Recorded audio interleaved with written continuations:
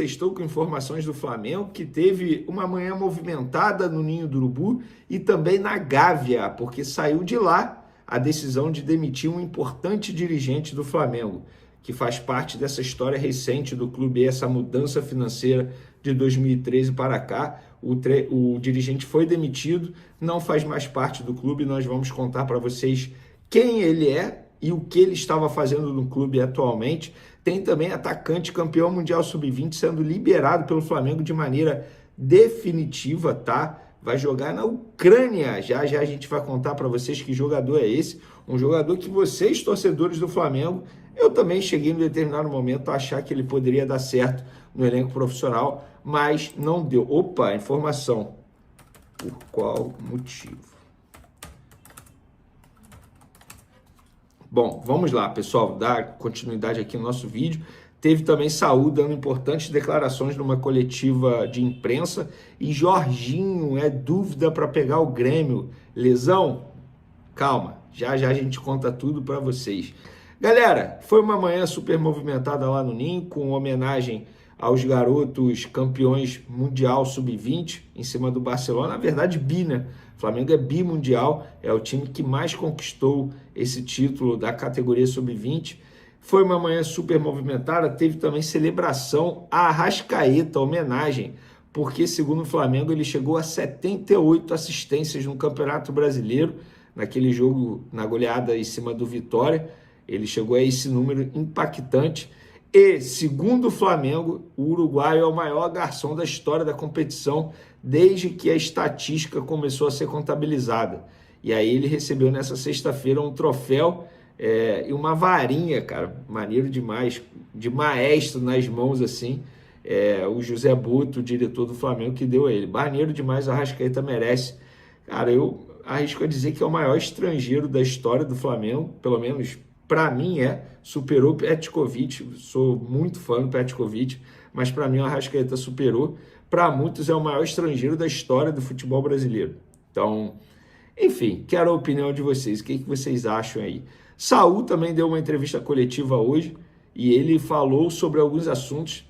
Para mim teve uma declaração muito boa quando ele questionou assim, quando perguntaram para ele por que vir para o Flamengo, para o futebol brasileiro, e ele respondeu de uma maneira extremamente educada. Ele não quis ser grosso com um jornalista ou a jornalista, mas ele falou, a pergunta certa é, por que não aceitar?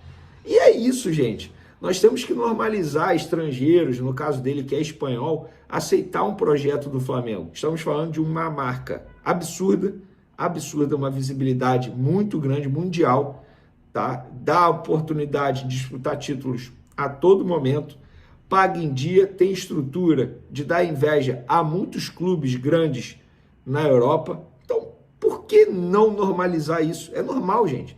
Eu acho que esse tipo de... por que aceitar um projeto do Flamengo? Não que esteja minimizando o Flamengo, mas está minimizando o futebol brasileiro. E o futebol brasileiro é super competitivo. A gente pôde ver aí recentemente na Copa do Mundo de Clubes.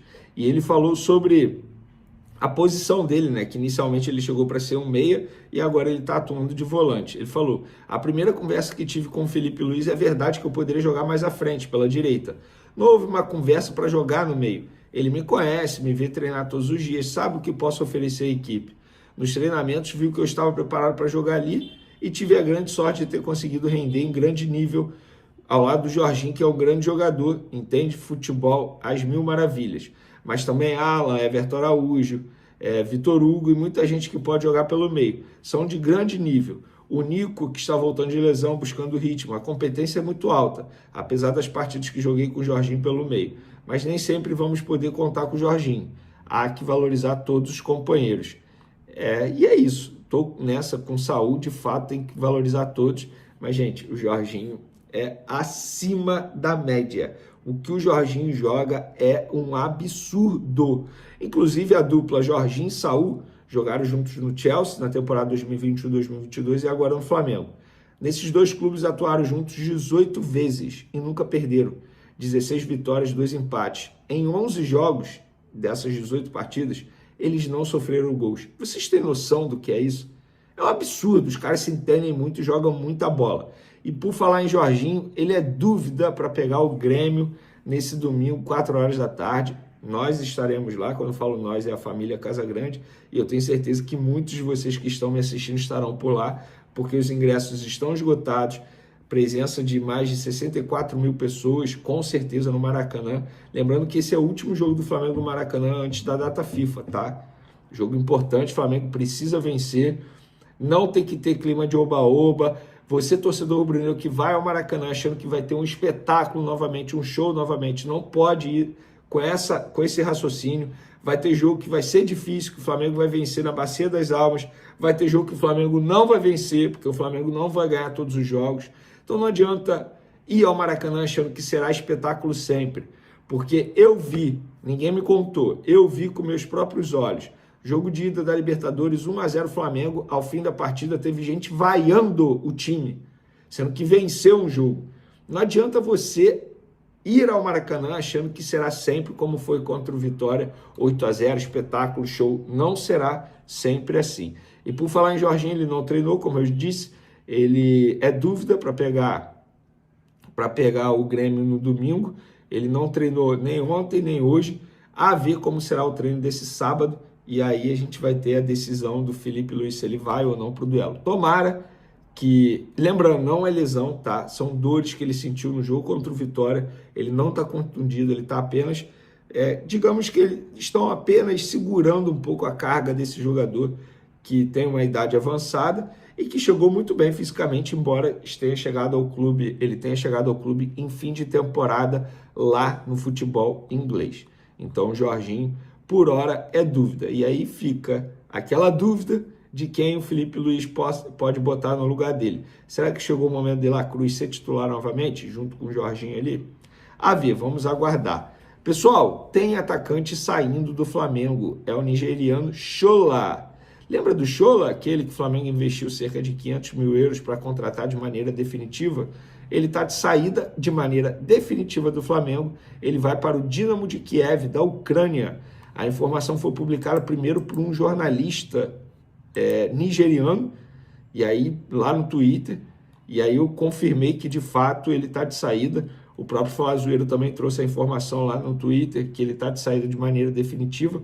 O Flamengo vai manter um percentual desse atacante. E por que o Flamengo aceitou liberar? Porque ele não vai ser aproveitado no elenco principal, entre aspas, ficaria encostado ali. Então o Flamengo entendeu que é melhor ele seguir a carreira dele, manter um percentual desse jogador para uma futura venda, e aí o Flamengo pode lucrar futuramente caso ele seja vendido. Pois é, galera, acabei de receber a informação aqui, a confirmação na verdade, porque o Coluna do Fla soltou minutos atrás que o Bruno Spindel foi demitido, e confirmei Bruno Spindel demitido. Foi uma decisão da Gávea, ou seja, da alta cúpula da diretoria do Flamengo. Esse dirigente não faz mais parte do dia a dia do Flamengo, é um dirigente que está no Flamengo há muito tempo, passou por vários setores, chegou no marketing. Ele, lá em 2012, 2013, ele nem era dirigente do Flamengo, ele, como consultor, fez parte da negociação com a Adidas, junto com o BAP, que é o atual presidente, inclusive, e aí depois ele foi contratado para fazer parte da área de marketing, foi crescendo, em determinado momento se tornou CEO, depois diretor executivo, inclusive cargo que ele exerceu até ano passado na gestão Rodolfo Landim. É um cara que eu falo, como pessoa e como profissional, tem que fazer muitos elogios, inclusive no quesito negociação. Ele sabia muito negociar, por isso que ele estava exercendo esse cargo, mas no dia a dia, como dirigente, ele deixava a desejar no ponto de vista de cobrança. Isso não sou eu que estou falando, são pessoas que vivenciaram, conviveram o dia a dia do Flamengo ao lado do Bruno Spindel. Então não era um diretor de chegar em vestiário e cobrar, mas quando sentava à mesa para negociar, o cara é um absurdo, um fenômeno.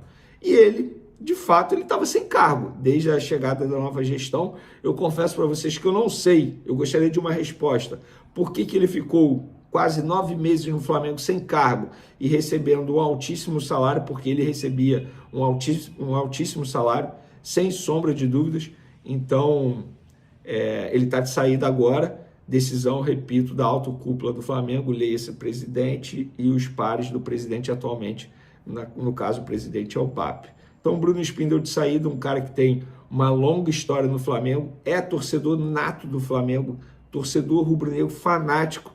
Então, enfim, boa sorte ao Bruno Spindel, que ele tenha muito sucesso na carreira dele. Léo Pereira, do Flamengo, pode ser preso em 72 horas, caso descumpra uma nova determinação da Justiça. O zagueiro, afinal, atrasou o pagamento da pensão alimentícia em meio à briga judicial com a ex-companheira Tainá Castro, desde 2023. O valor gira em torno de R$23 mil mensais. Léo Pereira participou de uma audiência com a ex-esposa Tainá Castro no Fórum da Barra da Tijuca, no Rio de Janeiro. Aliás, um oficial de justiça foi ao local para acionar o atleta e cobrar os meses de pensão atrasados. Tainá é mãe de 2 filhos com o zagueiro do Flamengo, enquanto Militão tem uma filha, Cecília, fruto do relacionamento anterior com Caroline Lima. Atualmente, Léo namora Caroline, e o defensor do Real Madrid mora com Castro. Apesar dos embates públicos, as partes envolvidas priorizam a convivência harmônica entre os filhos em seus respectivos núcleos.